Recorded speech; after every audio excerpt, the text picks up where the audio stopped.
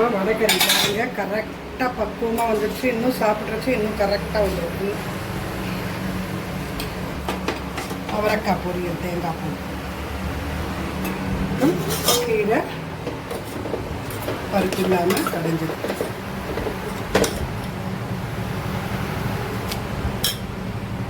வாழைக்காய் பொரியல்.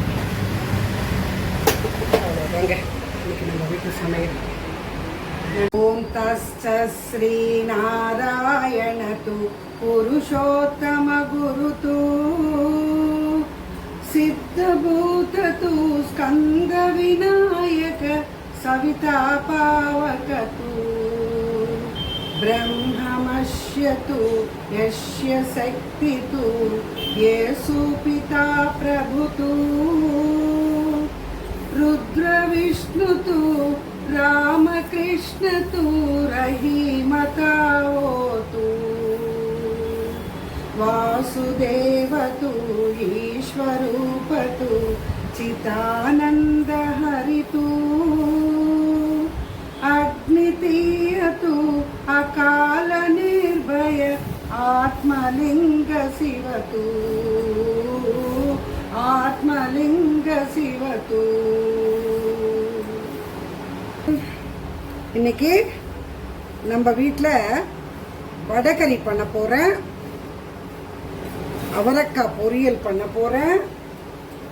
கீரை வந்து கடைஞ்சிக்க போகிறேன். இப்போ அவரைக்காவை வந்துட்டு நான் இது ஏஎம்சி பாத்திரம் உப்பு போட்டு தண்ணி இல்லாமல் அதை நான் வேக வச்சுட்டுருக்கேங்க. ஆல்ரெடி நான் ஸ்டார்ட் பண்ணிட்டேன். இப்போ அது அந்த பாயிண்ட்டுக்கு வந்தப்புறமா நான் ஆஃப் பண்ணிடுவேன். இப்போ கீரையிலையும் அதே மாதிரி தண்ணி விடலை. நான் இது முளைக்கீரை எடுத்திருக்கேன் ஒரு கட்டு. அதுக்கு 2 பெரிய தக்காளி, ஒரு 7 பச்சை மிளகாய் இந்த சைஸில், மஞ்சள் தூள், மேலாக்க அப்படியே புளியை போட்டு வச்சுட்டேன். இது வெந்துட்டு வரட்டும். இது மூடி வச்சாதான் சீக்கிரமாக ஆகும். இப்போ இது அந்த கட்லெட் பாயிண்ட்டுக்கு வந்தது. நான் வந்துட்டு நல்லா குறைச்சி வச்சிடுறேன். எண்ணெய் வந்துட்டு வடகறிக்கு நான் எண்ணெயை வந்துட்டு சூடு பண்ணிட்டு இருக்கேன். நிறைய பேர் வடகறிக்கு வேக வச்சுக்கிறாங்க எண்ணெயை அவாய்ட் பண்ணுறதுக்காக. பட் எனக்கு அது அவ்வளோ பெருசாக பிடிக்கிறது இல்லை. ஏன்னா அது ரொம்ப குழக்குழன்னு ஆயிடுற மாதிரி இருக்குது. அதனால வந்துட்டு நான் எண்ணெயில் தான் வறுத்துக்க போகிறேன். பருப்பை வந்து நான் ஒரு 2 hours நல்லா ஊற வச்சு அதில் ஒரு 5 காஞ்ச மிளகா, உப்பு, கொஞ்சம் சோம்பு போட்டு கொரகொரப்பாக நான் வடைக்கு எப்படி நம்ம அரைச்சிப்போமோ அந்த மாதிரி அரைச்சி வச்சுருக்கேன். இது கடலை பருப்புங்க. இப்போ நான் இது வந்து ஒன்றும் வடை மாதிரி எல்லாம் ஒன்றும் சுட்டுக்கணும் இல்லைங்க. அப்படி ரஃப்பாக தட்டை மாதிரி இப்படி தட்டி தட்டி போட்டுடலாம். ஒரு 200 grams இருக்குங்க இந்த பருப்பு. வேகட்டும். இப்போ கீரையை பார்க்கலாம். கொஞ்சம் அப்படி டக் பண்ணி வச்சிடலாம் கீரையை. நான் வெந்தில் வருது. இதுலேயும் நான் தண்ணியே விடலைங்க, சிம் பண்ணி வச்சுருக்கேன். அப்புறமா இது அந்த பாயிண்ட்டுக்கு வந்துட்டு இது வெந்துருச்சு. அதுலேயே தண்ணி எவ்வளோ வந்திருக்கு பாருங்கள். நம்ம கொஞ்ச நேரம் கழிச்சுட்டு இது ஆறுன அப்புறமா பார்த்தா நல்லா வெந்து போயிருக்கும். ஆஃப் பண்ணிடுறேன். இப்போ வடை பொரிஞ்சுட்டு இருக்குது. திருப்பி போட்டுக்கலாம்.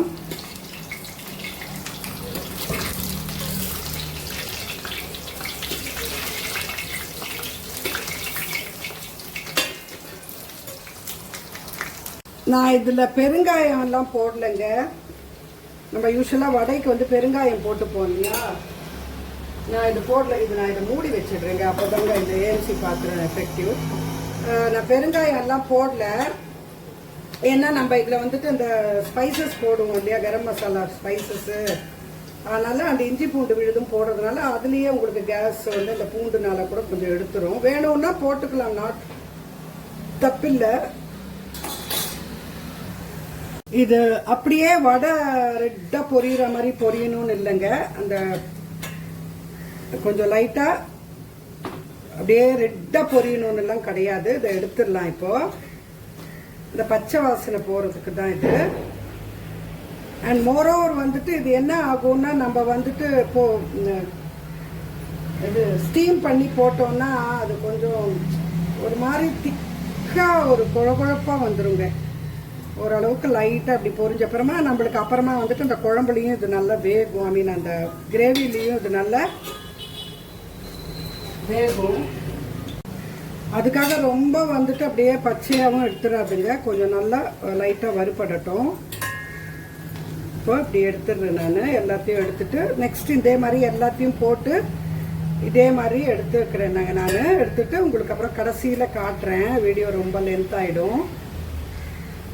இப்போ இந்த ஃபஸ்ட்டு இதை எடுத்துட்டேன். நான் இதே எண்ணெயே நான் எல்லாத்துக்கும் யூஸ் பண்ணிக்க போகிறேங்க. அதனால் ஃபஸ்ட்டு இதை பண்ணிடுறேன்.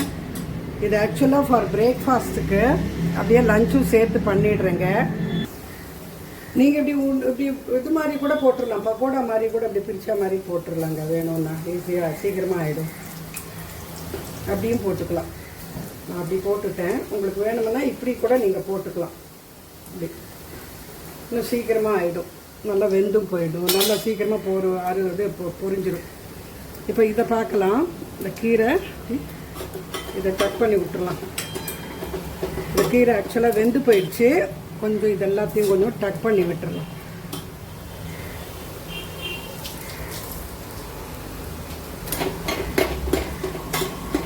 டக் பண்ணிட்டா இதெல்லாமும் நல்லா வெந்துடும். கீரை எல்லாமே வெந்து போயிடுச்சுங்க. இது தக்காளி கூட வெந்துருச்சு. அந்த இன்னும் கொஞ்சம் கூட நல்லா ஸ்மாஷ் ஆகிறதுக்காக நான் அப்படி இது பண்ணி வச்சுருக்கேன்.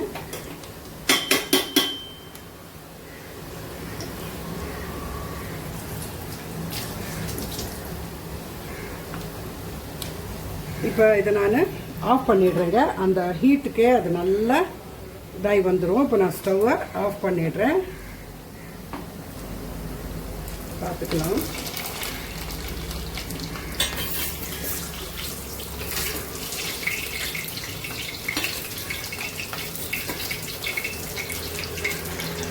இப்போ இந்த இது அவரைக்காவை எடுத்து இப்படி வச்சிடுறேங்க. ஆறின்னு இருக்கட்டும்.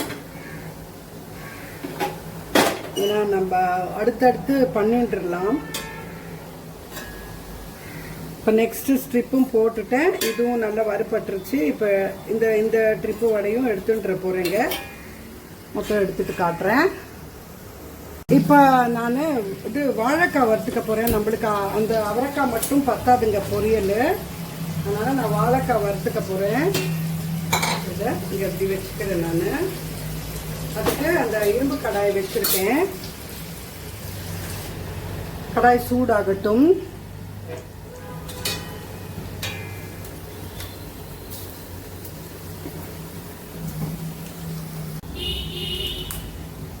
இப்போ இந்த கடாய் சூடாயிடுச்சு. நான் இந்த எண்ணெயை கொஞ்சம் எடுத்து இதில் போட்டுக்கிறேங்க.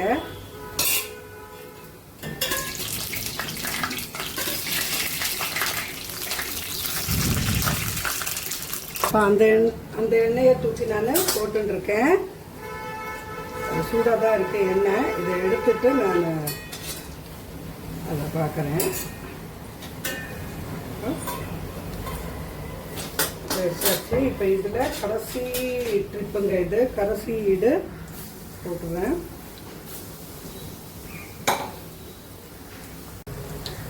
இப்போ நம்ம அது நல்லா இது ஆயில் ஆல்ரெடி சூடாக தானே எடுத்துட்டு அதில் கடுகு கொஞ்சம் ஜீரகம் போட்டுட்டு கொஞ்சமாக வெங்காயம் கட் பண்ணி வச்சுருக்கேன். அதுக்கு அதையும் போட்டுடலாம்.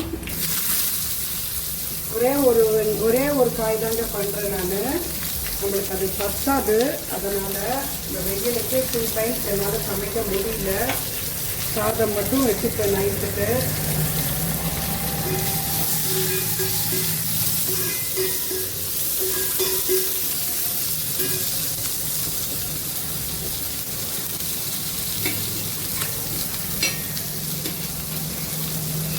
கடைசி இது அவ்வளோதான். திருப்பி போட்டுட்டு இதை எடுத்துடலாம். இப்போ இதில் நான் வாழைக்காவை நல்லா கட் பண்ணி தண்ணியில் போட்டு வச்சுருந்தேன், வாஷ் பண்ணிவிட்டு. ஏன்னா கலர் மாறிடுங்கிறதுனால கொஞ்சம் வாழைக்காய்க்கு வெங்காயம் போட்டால் நல்லா இருக்குங்க. எனக்கு கத்திரிக்காய்க்கு வாழைக்காய்க்கு இதுக்கெல்லாம் வெங்காயம் போட்டால் அது ஒரு டேஸ்ட் கொடுக்குற மாதிரி தோணுங்க. வதக்கிக்கலாம்.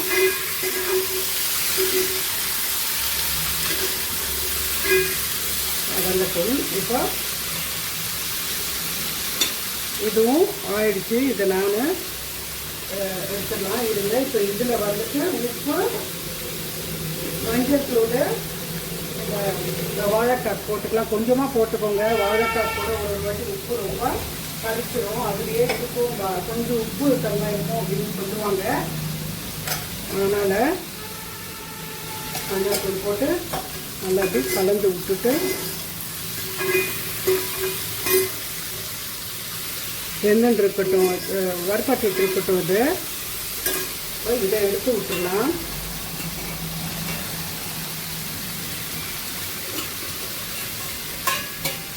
எடுத்துட்டு இப்போ இதுதான் நான் இந்த எண்ணெய் தான் எல்லாத்துக்கும் யூஸ் பண்ணிக்க போகிறேன். இப்போ நான் என்ன பண்ண போகிறேன், இந்த எண்ணெயை எடுத்து வச்சுக்க போகிறேங்க. கொஞ்சம் இந்த இதுக்கு கீரைக்கு நம்ம தாளிச்சுக்கணும் இல்லையா, அதனால் கொஞ்சோண்டு எடுத்து வச்சு இப்போ இதில் நம்ம இந்த வடக்கறியோட இதை பண்ண ஆரம்பிச்சிடலாம். நான் வந்து அந்த இதில் சோம்பு போட்டிருக்கேன். இருந்தாலும் கொஞ்சம் ஒரு இதுக்காக சோம்பு கொஞ்சம் போடுறேன். அப்புறம் இதில் பிரியாணி இலை, அது காரணை, பட்டை, லவங்கம், ஏலக்காய் போட்டுட்டு அதில் வெங்காயம் போட்டுடுறேன். வெங்காயம் ஒரு 2 பச்சை மிளகாய், நிறைய வெங்காயம் போட்டிருக்கேன். ஏன்னா நான் நிறைய பண்ணிட்டுருக்கேன் இல்லையா. ஒரு நல்ல பெரிய வெங்காயம், ஒரு 3 வெங்காயம், ஒரு கிட்டத்தட்ட 1/2 கிலோ இருக்கலாம். 1/2 கிலோ ஒரு 400 கிராம் இருக்குங்க. வதக்கிக்கலாம். கருவேப்பிலையும் போட்டுடலாம். இதுலேயே ஒரே ஒரு காஞ்ச மிளகாய், சும்மா ஒரு ஃப்ளேவருக்காக தான். வதக்கிக்கலாம்.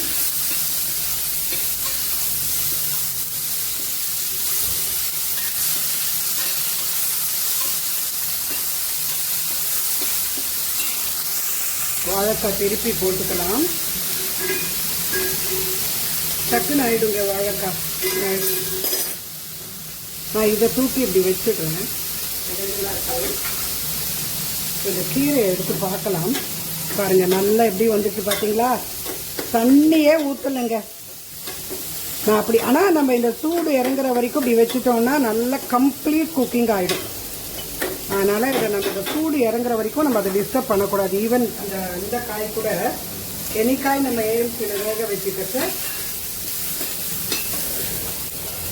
அப்படி தான் பண்ணணும். நல்லா வரட்டுங்க. இது நல்லா வெங்காயம் நல்லா 2 வரட்டும். இல்லை எண்ணெய் கொஞ்சம் நிறைய தாங்க விடணும். அப்படியே மிதக்குனா நல்லாயிருக்கும். நான் வந்து கொஞ்சம் கம்பேரிட்டிவாக கம்மி தாங்க. நான் அது தெரியல உங்களுக்கு எப்படி தெரியுதோ, நான் கம்பேரிட்டிவாக கொஞ்சம் கம்மியாக தாங்க போடுறேன். இல்லை தக்காளி நல்லா 3 பெரிய 400 கிராம் தக்காளி, 400 கிராம் வெங்காயம் வந்து எடுத்துருக்கேன். ஏன்னா இந்த கிரேவியில் தானே அதை முக்கி நல்லா இதாகணும். நல்லா அந்த புளிப்பும் கொஞ்சம் இருந்தால் தான், கடலை பருப்பில் ஒரு மாதிரி சப்புன்னு இல்லாமல் நல்லா இது வெந்து வரட்டும். வாழைக்காய் பார்க்கலாம், வந்துடுச்சு. இப்போ இதில் நான் வாழைக்காய்க்கு தேவையான மிளகாய்த்தூள் போட்டுடுறேன். கொஞ்சம் கொஞ்சமாக பொரியல் பண்ணுறதுக்கு இந்த ஆப்பக்கடாய் யூஸ் பண்ணிட்டுறேங்க. இந்த வடைக்கறி வந்து தோசைக்கு பண்ணுறேங்க காத்தால. ஆனால் அதோட சேர்த்து லஞ்சும் பண்ணிடுறதுனால உங்களுக்கு அதையும் காட்டிடுறேன். வதக்கிக்கலாம். இது நல்லா வதங்கிறதுக்காக நான் கொஞ்சம் உப்பு போட்டுக்கிறேன். ஏன்னா தக்காளி வந்துட்டு ஒரு மாதிரி வதங்கவே மாட்டேன், கல்லுக்கெல்லாம் இருக்குது. பார்த்துக்கோங்க. ஏன்னா நம்ம அந்த மாவு அந்த வடை சுட்டுருக்கோம் இல்லையா, அதுலேயும் உப்பு போட்டு தான் நம்ம அரைச்சி சுட்டுருக்கோம். வாழைக்காய் முடிஞ்சதுங்க, ஆஃப் பண்ணிடுறேன்.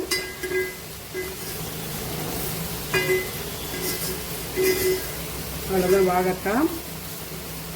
இப்போ இது நல்லா வேகிறதுக்காக நான் மூடி வச்சிடுறேங்க, கொஞ்சம் குறைச்சி வச்சு. இதை நான் கொஞ்சம் ஃபேன் கீழே வச்சுட்டு வரேங்க, ஆறட்டும், ரொம்ப சூடாக இருக்குது. இப்போ அவரைக்காவும் பாருங்கள் கம்ப்ளீட்டாக குக் ஆகிடுச்சு. நல்லா எடுத்துட்டு இதை போட்டுருவேன்.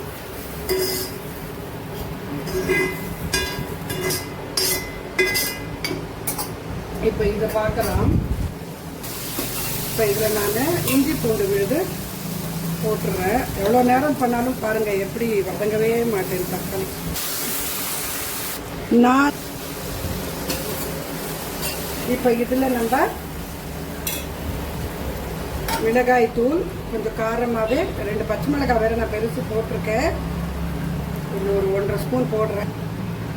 தனியாத்தூள் ஒரு 1.5 ஸ்பூனு, கொஞ்சம் மஞ்சள் தூள். இப்போ இந்த மசாலா இந்த போட்ட இந்த ஸ்பைசஸ்ஸு நல்லா கொஞ்சம் அந்த பச்சை வாடை போகட்டும், வதக்கிட்டு அப்புறமா இதில் தண்ணி ஊற்றிக்கலாம். இதில் நிறைய தண்ணி விட்டுக்கணும். ஏன்னா இந்த கடலை அந்த இது வந்து வடை வந்துட்டு நல்லா சீக்கிரமாக நிறைய தண்ணி எடுத்துக்கும், ரொம்ப கெட்டியாகிடும். அதனால் இப்போ நான் தண்ணி நல்லா தாராளமாக விட்டுக்கிறேன்.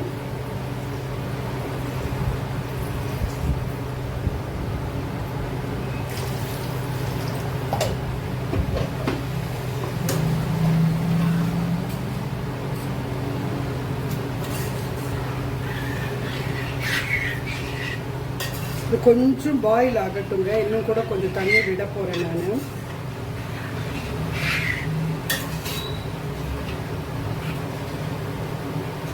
பார்க்கலாம்.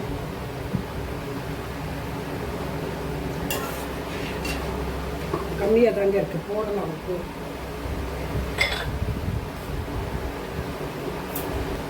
கொஞ்சம் பாயில் ஆகி வரட்டுங்க, அதுக்கப்புறமா நம்ம வடையை போட்டுக்கலாம். நான் கீரை கடைஞ்சிட்டு வந்துட்டேங்க. அதை தாளிச்சுட்டு உப்பு போட்டிருக்கேன். தேவையான அளவுக்கு உப்பு போட்டுட்டு நல்லா கடைஞ்சிட்டு இப்போ இதை தாளிச்சுக்கிட்டு அதுலேயே நம்ம அவரைக்காய் வந்துட்டு பொரிச்சிக்கலாங்க. இப்போ இதை பார்க்கலாம்.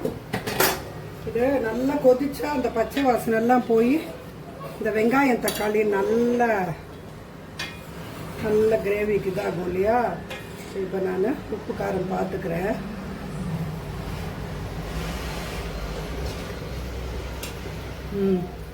நல்லாவே இருக்குங்க. இப்போ நான் இன்னும் கொஞ்சம் தண்ணி அந்த கடாய் ஃபுல்லாக ஊற்றிட போகிறேங்க. நல்லா பாயில் வந்த அப்புறமா அந்த இதை தூக்கி இந்த வடையை தூக்கி நல்லா பிரித்து போட்டுருவேன். நான் உதிரியாக போட மாட்டேங்க, கொஞ்சம் வடையாக இருந்தால் நல்லா இருக்குங்க.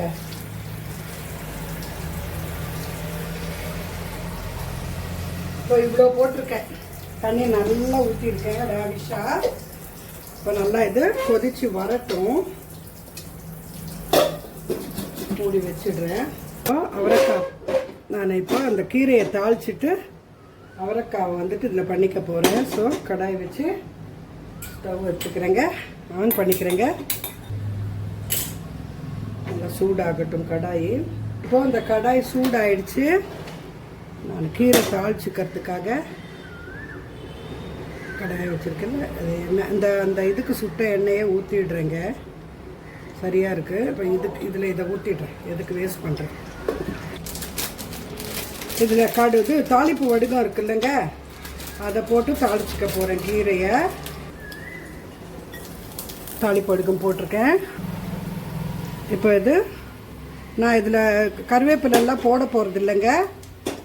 அண்ட் இதுவும் நம்ம வந்துட்டு இனிமேல் ஒன்றும் சூடு பண்ண வேண்டாம். உங்களுக்கு வேணும்னா ஒரு வாட்டி சூடு பண்ணிக்கோங்க. நம்ம ஒன்றும் ஈரம் எதுவும் இதில் படலை, இல்லை ஈரம் எதுவும் இதில் படலை. மொரோர் இந்த இது போடுறச்சே நம்மளுக்கு அந்த ஈரமும் இதாகிடும். இப்போ இது நல்லா கலக்கி விட்டுடலாம். கலக்கி விட்டுட்டு இது அவ்வளோதாங்க. அவரைக்காய் பொரியலுக்கு கொஞ்சம் எண்ணெய் விட்டுக்கிறேன். நான் முன்னாடியே கொஞ்சம் எடுத்து வச்ச எண்ணெய்ங்க, இப்போ எடுத்து வச்ச எண்ணெய் நம்மளுக்கு இதுக்கு சரியாக போயிடுது. இப்போ இது என்ன சிச்சுவேஷன் பார்க்கலாம். இது நல்லா கொதிச்சு இருக்கு இல்லையா. இப்போ இதில் நான் இந்த வடையை அப்படி போட்டுறேன். நான் ரொம்ப பவுடராக போட மாட்டேங்க, ஏன்னா அது ஒரு மாதிரி தான் இருக்கும் அப்படி போட்டுட்டா. போட்டுக்கலாம். சும்மாவே கூட சாப்பிடலாம் போல பாரு, நான் சாப்பிட்டு இருக்கேன். அவ்வளோதாங்க. இப்போ அதையும் போட்டாச்சு, கலந்து விட்டுடலாம்.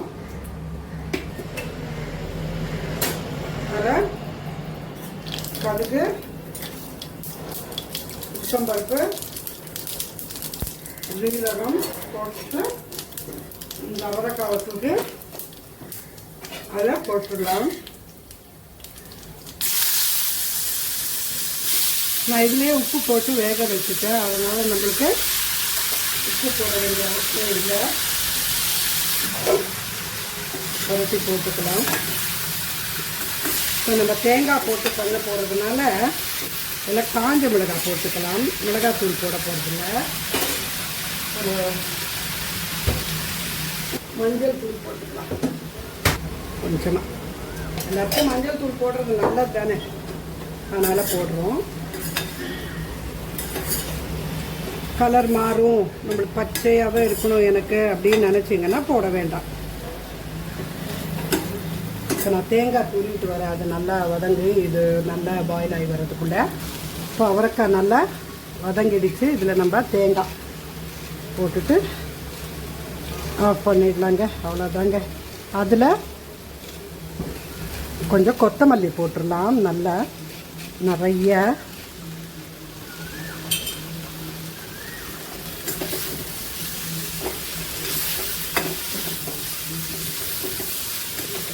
அவரைக்காய் ஆஃப் பண்ணிடுறேங்க.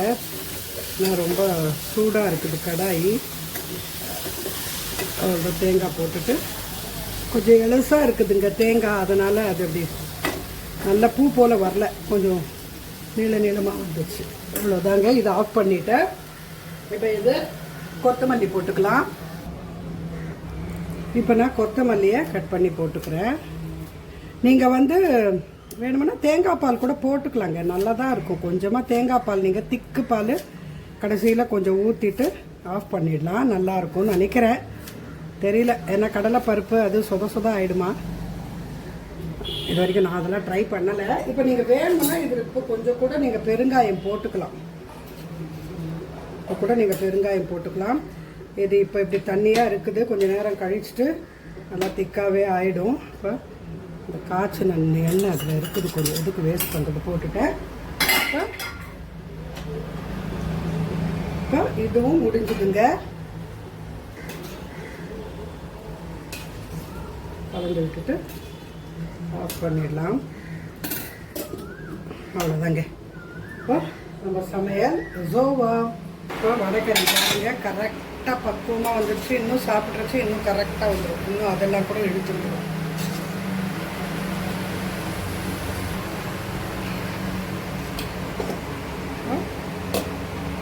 இது அவரைக்காய் பொரியல் தேங்காய் பூ கீரை பருப்பு இல்லாமல் கடைஞ்சிடும்.